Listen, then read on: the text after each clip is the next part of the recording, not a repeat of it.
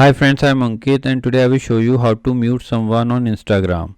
Friends, due to any reason, if you want to mute someone on Instagram, then you simply need to open your Instagram app. Now here in your Instagram app, you need to press on the profile icon.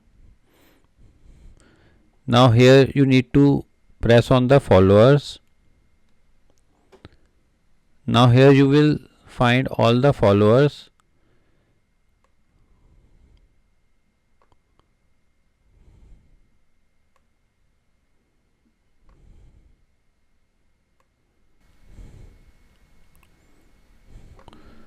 Now here suppose I want to mute this person, then I simply need to press on it. Now to mute this person, you need to press on following. Here you will find the option to mute. Press on it.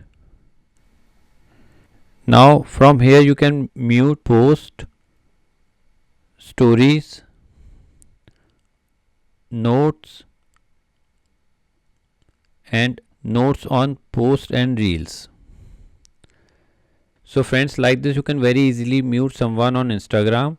I hope you find this video useful. If you like the video, then press on like button and don't forget to subscribe our channel and press on bell icon to receive email notifications free of cost.